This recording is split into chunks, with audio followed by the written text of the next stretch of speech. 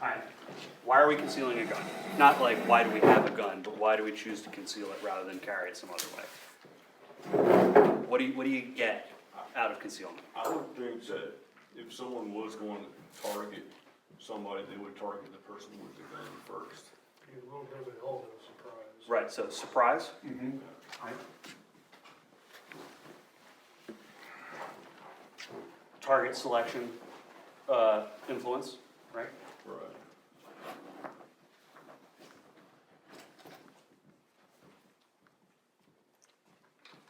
What else? So you don't freak out the public. Right. You don't freak out the public. You have a low friction, right? Low social friction to concealing your gun, right? Social friction. That's a weak phrase. Right. Low social friction. What else do we have? Don't get kicked out of Walmart. Right. You don't get kicked out of Walmart. Sorry, I had to go there. Well, that's just been the past month or so. Right. So you hear all the time. Nobody notices you printing anyway, right? Do you notice people printing? Here I have, yes. I mean, in general, like if you see someone, No, I do not. you don't notice anybody printing. If you see someone with their cell phone sticking out under their shirt, is your first thought, is that person have a gun? No, No? no. There's very On few occasion, I CCW notice. carriers where I come from. Yeah? Oh, well, you're in California, so your assumption is that it is a phone. So that depends on your environment. I say I come from a town of 2,000, so. You know most of them. Yeah. Right. I know whether he's carrying it around. You know which gun it is, what the serial number is, where they bought it, and what they paid for it, right? Close. I've seen a few that, and honestly, it's not necessarily the printing so much. You can kind of see the printing, but it's a certain way that they move where I'm like, Yeah, we will definitely get to that. Okay. I'm originally from Philadelphia, and when I look around, I would see people printing. I would see people printing. I would notice the bulge, notice that it's a gun, take a look at the person, see what they're about, right? And I would also try and like game it a little bit, sort of see if they notice me noticing them, right? Because if I notice somebody printing, then someone who's not as nice a guy as me is going to notice somebody printing, right? And what I don't want to do is get noticed by someone who notices me, not notice them noticing, and have them have some kind of intent that's going to make my life difficult. Because now they know I have a gun, they know they can surprise me, and I won't be able to surprise them with the fact that I have a gun, right? I don't have the element of surprise, they do, and if someone is picking me knowing that I have a gun and not caring, they're not really the kind of person I'm interested in fighting, honestly. Like the kind of person who's going to pick you knowing that you have a gun is the person who's going to give you a hard time. So we've got target selection. I don't want people who aren't afraid of guns to pick me deliberately, right? I want to be able to surprise anybody, and I just don't want the hassle, right? I don't want to get asked by the cops what I'm doing with a gun. I don't want some, I don't want some soccer mom to freak out at the Walmart and call the police because I have a gun. I just want to live my normal life and go about my normal business. Okay, so let's talk about degrees of concealment, right? So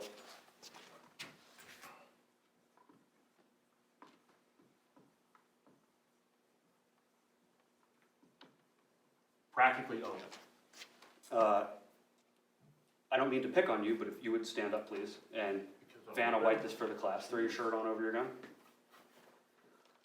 All right, let everybody see that. Y'all know that's a gun, right? Yes. That's not equivocal, right? If you were behind him in line somewhere, you'd be like, that guy's got a gun. I've been in grocery stores, gas stations, behind someone who's like a police officer. They're like maybe coming off duty, and they've got like an entire Safariland holster with a Glock 17 in it, and they throw their shirt over it to the point where this much of the holster is still sticking out. That's almost open carrying. Like, technically, by statute, you might have enough of a shirt over that it is concealed by law, but for all intents and purposes, like, you can almost tell what kind of gun that is, right? The only reason I'm carrying like this is I let my CCW expire, so Right. I had to convert to the open until that permit comes back in. Printing. Open brings a whole new level of stress to you when you're in the public too. I Yeah. quickly figured that out. Okay, so printing is completely covered, but there are enough angular features and enough gun shapes sticking out through your shirt that maybe not at an immediate glance it's obvious that it's a gun, but if you give, 2 Mississippis worth of attention to this thing, you can tell that it's a gun. Next, following that, is what I like to call telling. Telling is a little bit more subtle. Telling is, you're not printing, but if I notice you as carrying yourself the way a gun person carries themselves, dressed the way a gun person dresses themselves, and behaving the way a gun person behaves, and when you go to move or pick something up or the wind blows, I catch a right angle on your body, I'm going to assume that's a gun, right? So I remember one time I was out for lunch. I had actually just come from the range. This was in South Philadelphia. I'm in a Vietnamese restaurant. I sat wherever the waiter sat me. It was facing the door, but I don't necessarily do that on purpose. I just live my life right. I don't have to be hyper vigilant about that. Guy comes in. He's wearing his 5'11" pants, his desert tan boots, his shirt with a flag on it, his baseball cap with a Punisher skull. I swear I'm not making this up. He takes his Oakleys off, puts them on the back of his head, picks his own seat, and he picks the seat in the corner, moves this table and the chair so that his back is in the corner, he can see the entire room. And I just watched him do all of this. He hasn't noticed me at all. I've got a loaded Glock 19 on me. He didn't make eye contact with me. He didn't glance in my direction. He did all of this, and he sat down so he could see the whole room because he's the sheepdog. And I knew that he had a gun and that he didn't notice me. That's telling. Like, if I can tell that you have a gun, that's the same as open carrying. If you're so identifiable to someone with this much knowledge about it, that you're printing in your attitude and your appearance, and that anybody who's ever had an encounter, been on the wrong side of a pair of handcuffs, anyone who's grown up a little bit rough, anyone who's been in the criminal justice system, anyone who can smell a cop can notice you as that type of person, you're fairly obvious. And can that cause as much problem as printing, Yes. right? Is that going to get you the same kind of attention from criminals and police that printing is going to get you? Yes. I think it will. So I try to be more low-key than that. Then there is the degree of concealment where you're, it's kind of like a pat down or wanding. Right? Someone is going to have to physically check you for the gun. They're going to have to find it when they hug you. They're going to have to touch you somehow, either accidentally or intentionally, to find this gun. Wanding, I think, is a little more concealed than the pat-down. Like, at the pat-down level, you can't see the gun, you can't see the printing, you can't pick up any tells that this person has. But if you were to, like, bump into them or hug your spouse or significant other and they're able to tell that you have a gun, or someone can bump into you accident on purpose and detect that you have a gun, that's the level of concealment that you have here. Wanding is a much more deep concealment, and someone would have to deliberately touch you in a socially unacceptable way in order to discover the gun. Like, they'd have to pull like a little bit of TSA level intimacy to find out that you have a gun. Or wand you, like this is either security or someone would have to like transgress a boundary beyond accidental or casual touching in order to find the gun. Where do you think most concealed carriers fall on this spectrum? Printing. Printing, yeah. Where do you personally want to be on this list? Obviously the bottom, I would think. Right? Now, I don't necessarily want to be into wanding because I don't want to, have the gun below my waistband or like hidden in a boot or positioned somewhere where I'm losing access. But I do kind of want to be, I here generally, somewhere past telling, getting into pat down. Because the deeper it gets, the more you trade access for And so, concealment, right? So kind of this end of the spectrum. Where do y'all think you are right now in your day-to-day lives? 1, 2, 3. he's practically Four. open, we don't I say, Right, so like on a scale of 10 to 40.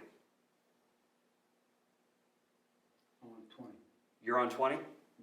Where are you at? Like, around printing. Printing?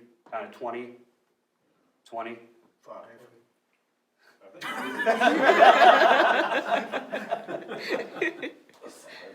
20 to 30, it depends. 20 on to 30? What the outfit is and, I feel like that's where I'm about usually. Yeah, and do you struggle with comfort too? Generally? Is it like kind of a schlep just to get to 20? Do both of you carry on body all the time, or do you use your purse? yeah. When I had the inside the waist holster, I didn't print as much, but I was a lot more uncomfortable. Okay, yeah. So that's why I went to outside the waist. There's a lot to that. All right, so obviously there are things that you can do. You can get smaller guns, you can dress around the gun, you can gun around your style of dress, right? So if your attitude and your attire are part of blending in, part of looking and acting like you belong, part of not printing with your whole personality, that means that you're gonna have to adapt to certain stuff. You're not gonna wear 511s to your office job and white shroot it every day and be like super intense about being that guy at work, right? You're gonna dress according to the dress code and live your normal low friction life. And you're gonna have to make gun choices around around how you dress, right? Or if you're wearing something formal, you can't necessarily carry the 44 Magnum. You're gonna have to carry the 42.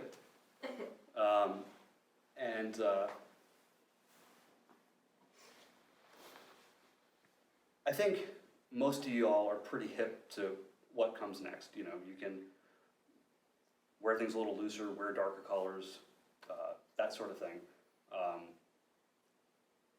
In addition to changing how you dress or changing your gun, if you're still at the stage where you're capable of it, and that's not the case for everyone, but I've seen a fair number of people improve their concealment by changing their body. So I, for example, used to have more around the midsection, I'd get a lot more printing. But if you can adjust the ratio of waist to chest, you get more shirt blousing and you can hide more gun, as a general rule. So that's something that you can work on gradually over many years and increase the amount that you can carry, if that's an option for you.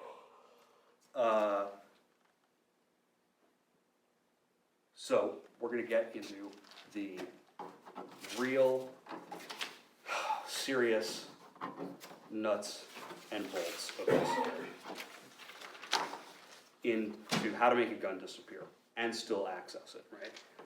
So, you'll have to excuse me, this is the first time I've ever taught this class, so you guys You're are doing a good job, the John. guinea pigs for this. Thank you.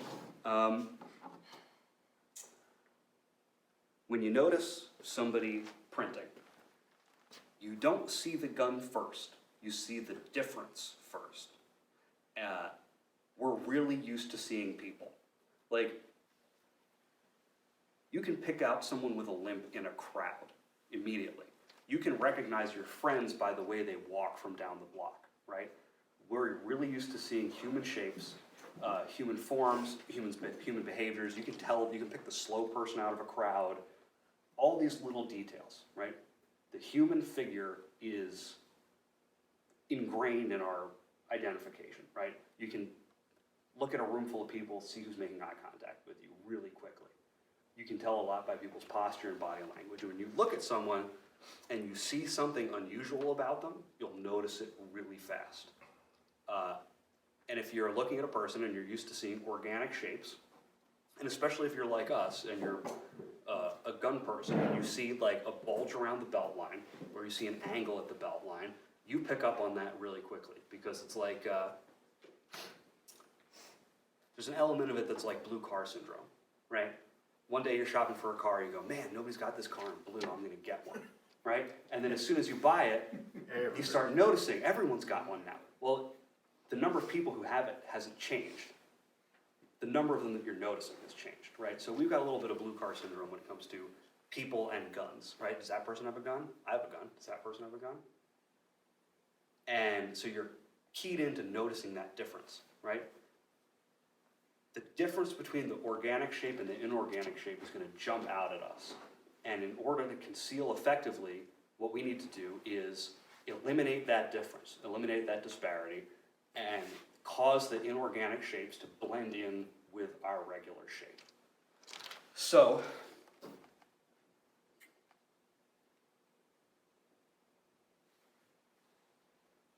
we already interface with a lot of things that do that, right? Things that are ergonomic and things that are prosthetic, right? So, chairs, tools, fake limbs, these are all things that people spend a lot of time thinking something mechanical and manufactured and making it organic for our use, right? They start to do things that mirror and mimic the shape of the body and accommodate how the body is shaped as well, right? It's the difference between like a church pew and a desk chair, right? You can sit in the desk chair all day, but the church pew is like solid oak and a right angle. What on your body is a right angle? Your elbow, maybe. Yeah, maybe, sometimes. Like when you're looking at your phone, which might be more often than not. But what we want to do is, we're stuck with the shape of the gun. It's not like we can redesign it from scratch, like some, mid-century chair that's made to fit your body totally perfectly and is curved like a human being. The gun's gonna be a brick, But what we can do is we can adjust how the holster behaves relative to your body. So what we're gonna do is start with the very, very basic part of this. We're gonna go back to geometry class. So we've got a circle and we've got a tangent, right? You see how this is shaping up. This is you and this is a gun, right? What we're focusing on here is eliminating the disparity there. So what do we need to do to this line to make it vanish, to eliminate that disparity? Bring it in. We need to bring it in, right? So we need to take that line and do that with it, right? And it's gonna hide inside the circle. This isn't super far-fetched. So we're focused on causing that to rotate, right? Rotate inward. We need to conform the gun to the body. We're not going to change the shape of the gun, so we're going to change the behavior of the holster. So we need to do things with the holster that cause the gun to conform to the shape of your body. Okay, so let's take it a step further. We're going to build it up from scratch. All right, here's a person, and here's their gun. We need to make the gun rotate, right? So you'll see all the time, holster companies advertise stuff like, well, this holster's so flexible. This holster's so flexible and comfortable, the holster conforms to your body. Okay, so the holster might curve. It might be soft, it might be flexible. The holster might conform to your body. Totally fine. The gun sticks out. But the gun sticks out. right? You've got a flexible holster that's soft, or they're like, but I've made it so the plastic curves. What good does that do? We've still got the tangent line to the circle. You're not getting anywhere with that. Does the holster draw the gun into the body if the holster's curved? No. It allows the gun to stay totally tangent, which is why a lot of people buy hybrid holsters and go, man, they said this thing was so comfortable. And after a certain amount of time, it prints the same way anything else prints, right? Because every time you tighten the belt, the material flexes and the gun stays in the same place. You don't want that tangent line. Or you buy like a Kydex pancake holster and you can see, oh man, but they made those wings on the holster. Let's say that's a top view. They make the wings curve really well. That's the same tangent line, right? You don't want that. You want to have something that instigates the grip rotation. So what's going to make that happen? Tension. Asymmetry is what's going to make that happen, right? So if I've got a holster that from the top is shaped like that, where this angle and that angle are different, what's going to happen when I tighten down my belt? I'm going to get the whole gun to rotate inward, right? You want to have an asymmetry in the holster that causes the gun to rotate. When the gun rotates, the grip is closer to the body. When the grip is closer to the body, you don't see the hot spots. We're breaking this down really simple. If there's nothing about the holster, it doesn't have to do with the size of the gun, it doesn't have to do with the size of the holster, it doesn't have to do with how much the holster curving to fit you doesn't make a difference. The asymmetry that draws the grip of the gun into the body is the function that causes concealment. So, when it comes to an outside the waistband holster, there should be some feature, either an asymmetry in the curvature of the holster, some kind of mechanical offset, or some other feature that actually makes it rotate. If the holster is perfectly symmetrical, it's not going to do anything to change that grip angle relative to your body. That's a great way. You just look at it off the shelf. If it's totally symmetrical, if they're like, it's curved, it's great. If this angle and that angle are the same, it's just going to print like it's made to print. That's the way it's going to work.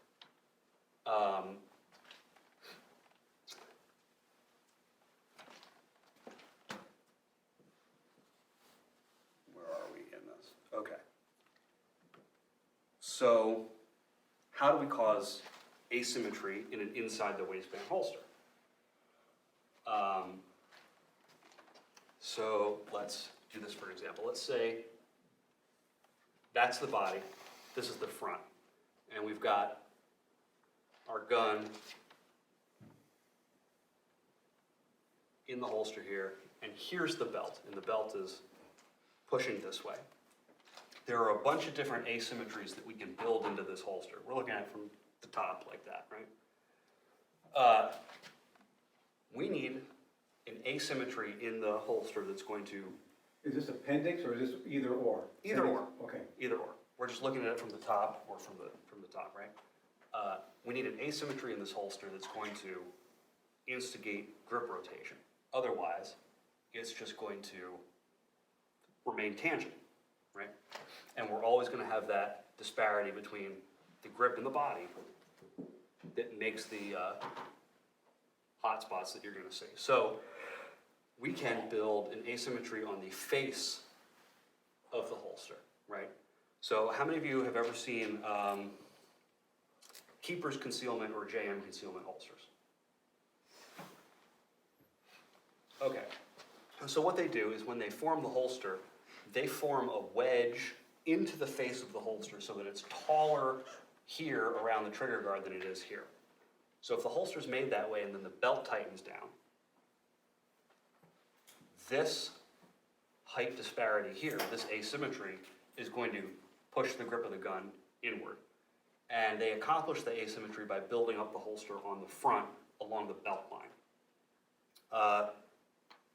There are other things like wings. So who here has seen like a Raven Concealment Eidolon or Vanguard holster? How many of you have seen the KSG holsters that sponsors active self-protection? Probably seen videos of it. Okay, well, we've got an example right here that I will show you. So they can build into the holster a wing that's either adjustable or static, and it does the same thing, where it's higher here than it is here. And that height disparity, when you tighten down the belt, forces the gun to rotate inward, right? We can also put a wedge on the back. So we take this angle and just mirror it over to the back. So when you tighten down the belt, you've got a fulcrum against which this levers. And the grip of the gun rotates inward. So you get some grip rotation by making your holster asymmetrical. We'll take a look at this real quick. So these are all unloaded. You mind if we, Go for it. So on this holster, you see what I'm talking about here? There's a little wing on the side. So when the user tightens down the belt applies pressure to this wing. And then the wing rotates the gun, rotates the grip of the gun, and forces the grip to conform to the body, right?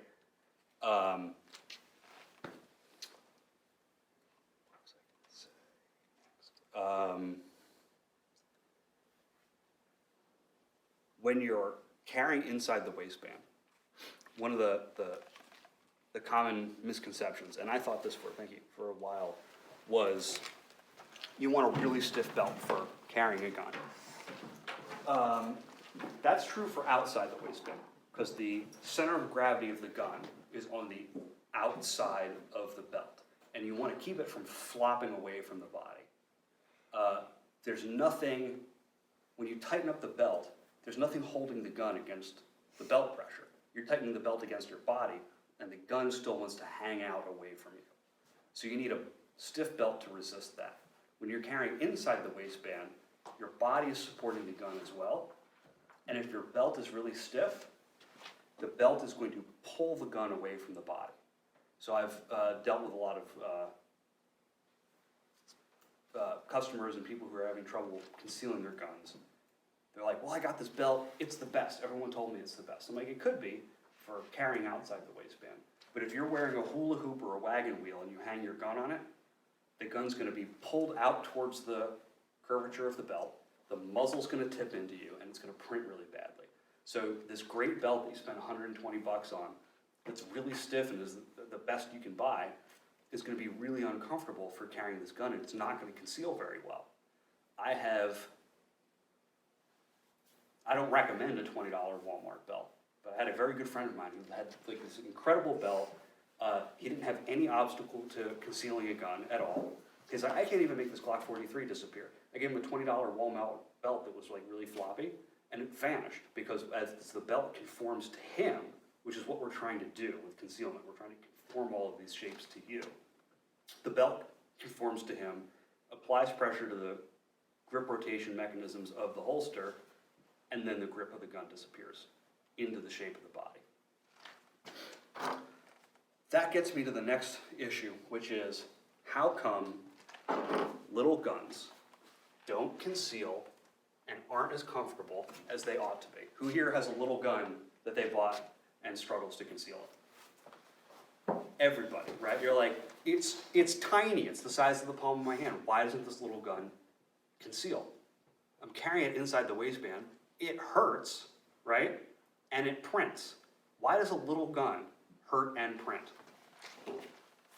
This is gonna make you go, oh.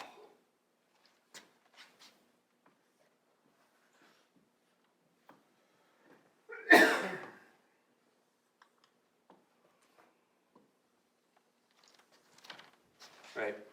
We've got a boat in the water.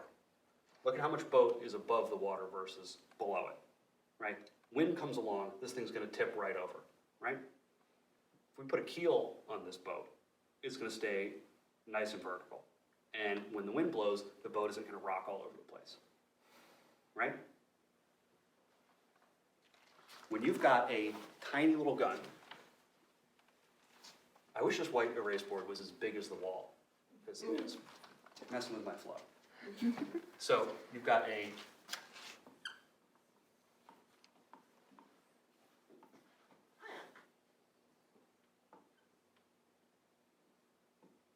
right, you've got a little gun with a short muzzle. And here's the belt line. Look how much gun is below the belt versus above the belt. You put 8, 10 rounds of 147 grain 9mm in this thing. Where's most of the mass of this gun? And outside the boat. Right.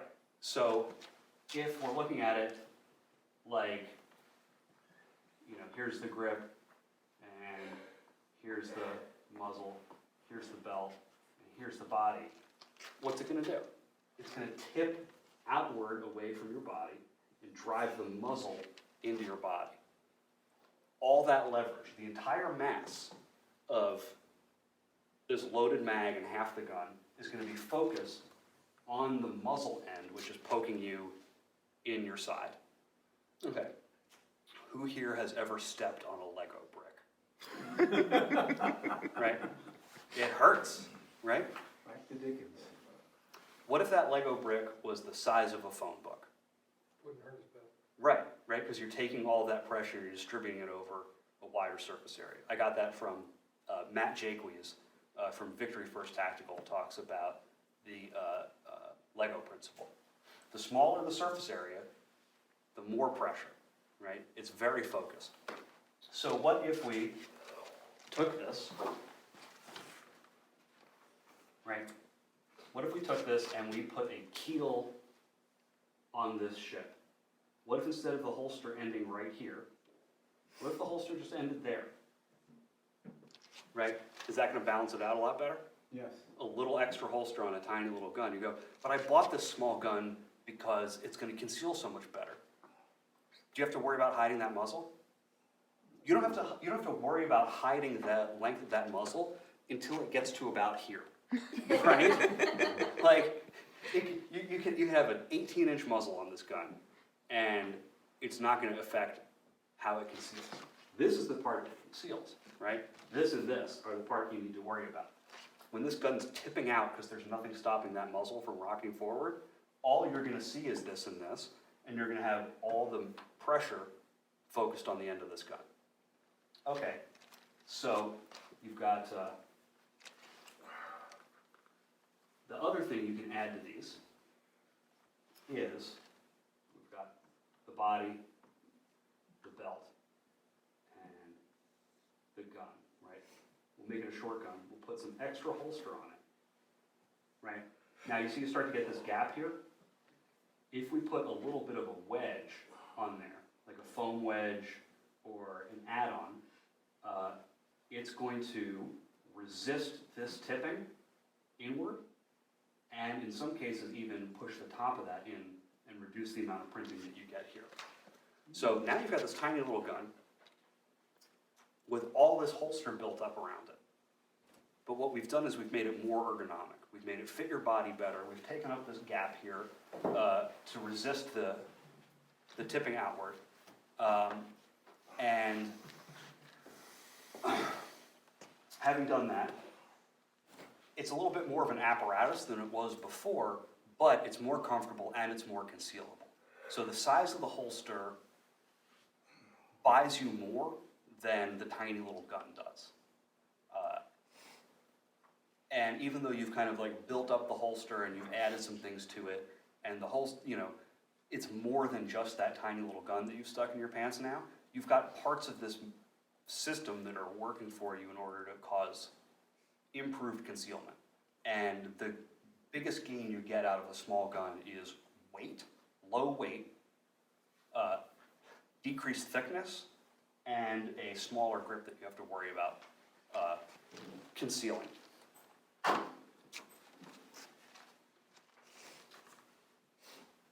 So that's kind of the simplified rundown on the physics that are going on inside of a holster. Who here, after having seen that, has some idea of what they can do or what they might need to do to go from printing to pat down? Does everybody have like some kind of like idea of what they think they want to start doing? Go for it. I think if I could carry the appendix, you can't see it at all, even with a t-shirt on, what I have. But it's just uncomfortable for me, even though it is fairly large pistol. You find Yeah, it I think uncomfortable? maybe I need to lose about 20 pounds, like you said, that would actually help. Okay, so some of that's going to depend on your proportions and how high you wear your pants. So when it's uncomfortable, where is it uncomfortable? If you don't mind. Only if I'm driving, seated or something like that. you know. Okay, so that's going to depend somewhat on the position where you wear it and your pants height and your holster height. So most of the time when I encounter someone who finds appendix carry to be really comfortable, a lot of that has to do with how their belt line is fairly low. So I know during periods of time where I've gained a certain amount of weight, I've kept my pants the same and they, you know, I'm like, I'm still a 34, I'm still a 36. And if I was wearing my pants higher at the correct pants ride height, I'd be a 38 or a 40. But the size of my waist or my gut pushes my pants down. And when your pants get lower, the gun gets lower. And while to a certain degree you can get away with hiding the gun under your gut a little bit, I know a bunch of dudes who do that, because the shirt blouses at that point, and you get a lot of shirt tenting at that location, so you can kind of hide a gun in it. One of the issues is that the lower your pants ride, the lower the muzzle of the gun rides, and the more likely you are to crush parts of yourself, or the more likely you are for your sensitive anatomy to encounter the muzzle of the gun when you sit down. But if you're wearing your pants like at the this little front crest of your pelvis, I try to keep mine around the top of my belt, around 3 finger widths below my belly button. And if you're in that area, it's not quite as uncomfortable. There is another element of it, which is, when was the last time you bought new boots? Yeah. I never wear boots. Okay. The break-in period is what you're trying to say. Right. If you've ever bought new boots or new glasses, it takes a little while to get used to it. I've bought new glasses, and like a week later, I'll go back to the optometrist and I'll be like, something's wrong. You recheck my eyes, and they recheck my eyes, and it's exactly the same. And I'm just not getting used to it fast enough. Or I'll buy a pair of boots, and I'll get a blister for a week. Some of it is getting yourself used to it. Some of it is tweaking it. And another part of it is getting involved in an appendix holster that has these features. Now, something to keep in mind, like we mentioned with prosthetics earlier, let's say someone's missing an arm and they need a prosthetic arm. Part of that arm is going to come straight out of a factory, right? The part at the end of the arm, like the hand part, it's going to come straight out of a factory. But the part that fits their remaining limb, let's say they're missing their arm right below the elbow. This much of their arm, that part there, is going to have to be custom made to fit them, because everyone's stump is going to be different, right? It'll have been amputated different, it'll be sewn up different, it'll have been healed different, and it'll interface with that prosthetic different. So, despite the fact that you're getting a manufactured part that is made to do a certain thing, getting it to fit your body is like getting your prosthetic custom fit, right? So, you're going to start with the holster as a platform. It is the platform which is going to do the most work for you. It's going to get you 80% of the way there. It's going to have some grip rotation built into it. It's going to have some ergonomic considerations.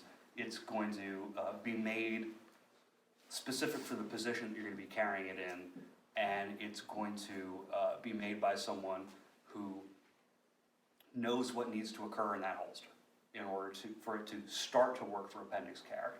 But it's not going to fit your proportions. It's not going to fit your waist radius and diameter. It's not going to fit your particular belly. So you're going to have to do a little bit of work on the holster in order to custom fit it to your specific anatomy.